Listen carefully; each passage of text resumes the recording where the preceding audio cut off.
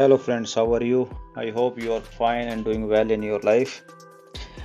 कल UPSC PT examination है और जहाँ तक मुझे उम्मीद है आप लोगों ने बहुत अच्छे से प्रिपेयर किया होगा। अभी तक आपने अपने जितने भी क्वेश्चंस रिवीजन है, सिलेबस रिवीजन है या स्टैटिक और करंट का जो पोर्शन एक तरह से रिवीजन और तैयारी का जो कॉम्बिनेशन बनाना है पीटी और इसमें current affair and static portion में, वो सब आपने कर लिया होगा। अभी आपको कुछ ऐसी छोटी छोटी टिप्स बताऊंगा जिससे डेफिनेटली आपके 2 से 3 क्वेश्चंस जो है करेक्ट होने वाले हैं, और जिसने कामली फॉलो किया, सुन लिया, तो हो सकता है उसके 5 क्वेश्चंस और ज़्यादा करेक्ट हो जाए। कई बार क्या होता है कि एग्जामिनेशन में पेपर के अंदर, जब एग्ज़ाम हॉल के अंदर हम बैठे होते हैं तो 2-3 क्वेश्चंस आते हुए हमारे गलत हो जाते हैं, उसको डिसेप्शन ऑफ माइंड बोलते हैं। उस चीज़ को अवॉइड करने के लिए कुछ छोटी छोटी टिप्स हैं जो हमें फॉलो करनी चाहिए।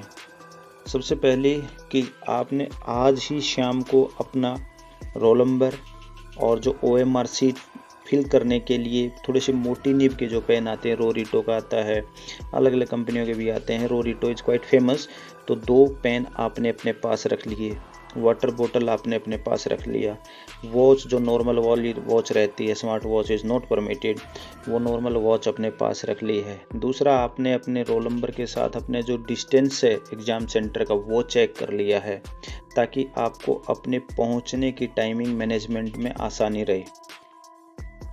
गर्मी का टाइम है नॉर्थ इंडिया में, आपने अपने लाइट क्लॉथ तैयार कर लिए हैं कि सुबह आपको ये ना ढूंढना पड़े कि क्या पहन के जाऊं। लाइट क्लॉथ आपने ले लिए हैं। कुछ फ्रूट्स आपने एप्पल टाइप अपने पास अभी से रख लो चाहे तो, या सुबह ले लेना। तो ये तो हो गई हमारी तैयारी एग्ज़ाम हॉल में जाने के लिए। अब ये है कि सेकंड, हमें एग्ज़ाम हॉल में अपने टाइम से पहुंचना चाहिए ताकि अपना रोल नंबर वगैरह चेक करके एग्ज़ाम हॉल में टाइमली अंदर जा सकें, क्योंकि एग्ज़ाम हॉल 15 मिनट पहले तो हमें वही मिल जाती है OMR शीट फीड करने के लिए। अब एग्ज़ाम हॉल के अंदर जाने के बाद हमें OMR फिल करनी होती है। आप रोल नंबर को सामने रखें और एक एक डिजिट देख के OMR फिल करें। OMR फिल करने के लिए प्रॉब्लम ये है कि अगर आपने कुछ भी गलतियां की OMR के ऊपर वाले पोर्शन में, रोल नंबर से लेके आपके कोड से लेके, तो उसमें क्या सेंटर से लेके, तो क्या प्रॉब्लम रहती है कि OMR सिर्फ एक ही मिलती है, वो आपकी रिप्लेस नहीं होगी। तो बेटर है avoid any mistake to fill the OMR। एक छोटी सी बात ये भी है कि आप एग्ज़ाम हॉल के अंदर जाने के बाद एटलीस्ट 2 या 3 मिनट आंखें बंद करके लंबी लंबी सांसें लें, so that mind and body can be stable. ये एक तरह का मेडिटेशन टाइप होगा जो आप एग्ज़ाम हॉल के अंदर 5 मिनट कर सकते हैं। दूसरा, बी लेस टॉकेटिव, कम से कम बातें करो, कम से कम डिस्कस करनी है एग्ज़ाम से पहले, क्योंकि कई बार क्या होगा कि कोई ऐसा क्वेश्चन आपके साथी ने पूछ लिया आपसे जिसका आपको आंसर नहीं आता है, हो सकता है दैट मे डीमोटिवेट यू, यार ये मुझे नहीं आता। इसका मतलब ये तो नहीं है कि बाकी 99 क्वेश्चंस नहीं आते आपने, तो सिलेबस क्या आपने सारा पोर्शन अपने आप से तैयार कर रखा, आपने अच्छे से तैयारी कर रखी है, तो डिस्कशन का कोई एग्ज़ाम लास्ट आवर में कोई फ़ायदा बनता नहीं है, बल्कि उसका उल्टा नुकसान हो जाता। तो बेटर है avoid all type of discussion before the examination. अब जब आपको आपकी आंसर क्वेश्चंस बुकलेट मिलती है, उसका कोड देखिए, उस कोड को सही से अपनी OMR शीट में मार्क कीजिए।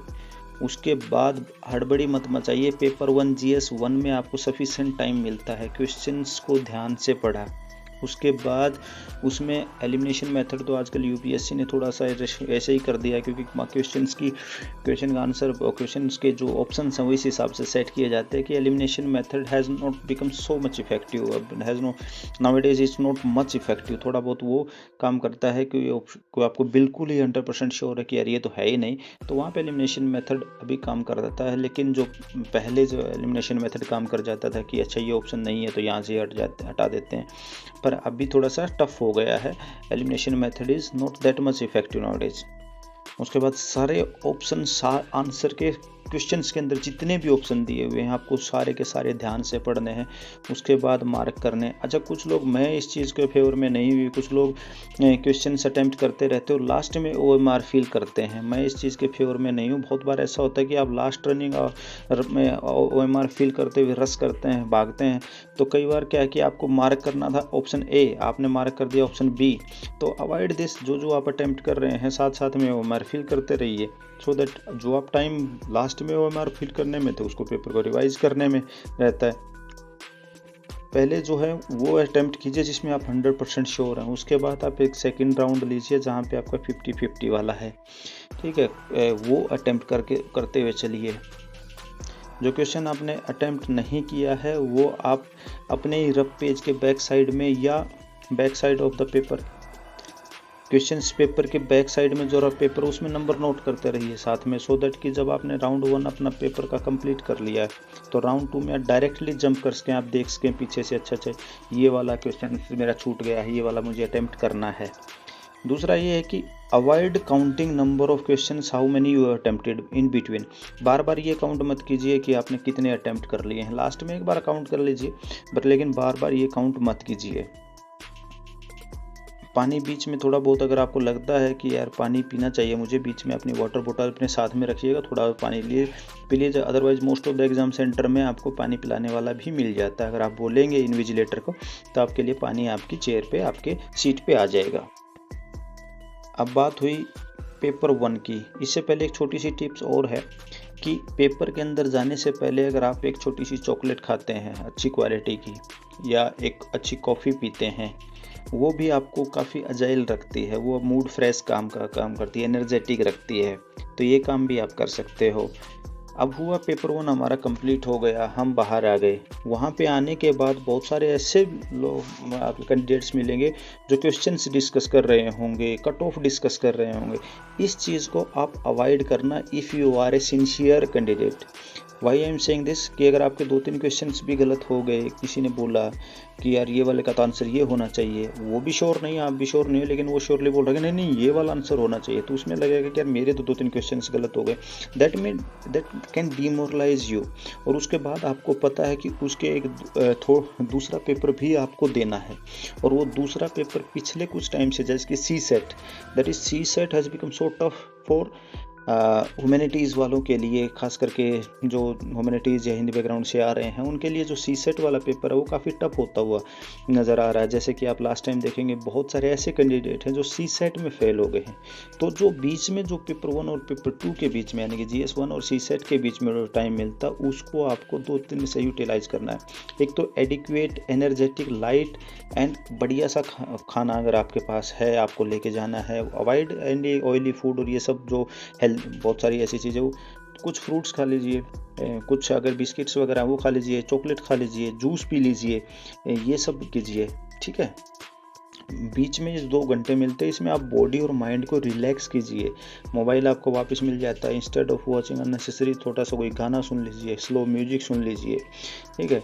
और थोड़ा सा अगर कहीं भी साथ में बैठ के थोड़ा सा पेड़ के नीचे बरामदे में थोड़ा सा नैप ले लीजिए। It will refresh your mind and body, okay.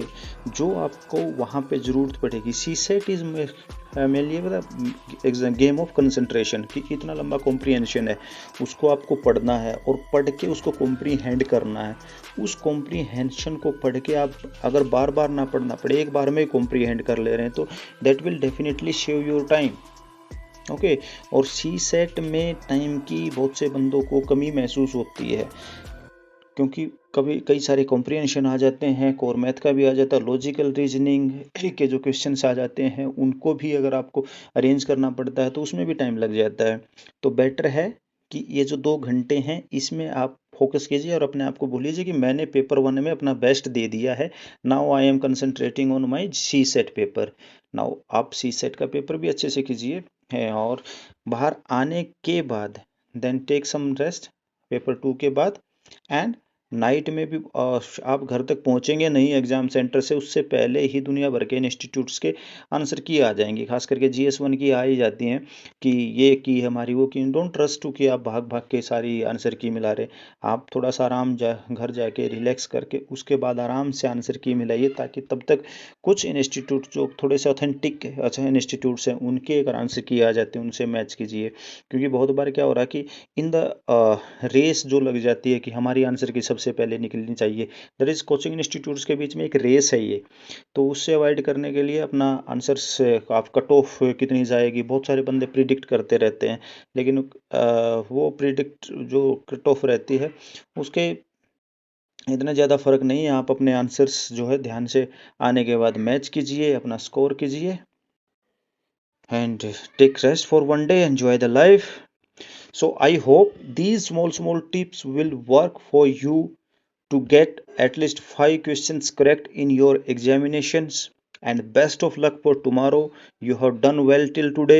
You will be rocking tomorrow. So prepare. You already prepared well. Now day has come to perform. So to go and perform. Best of luck.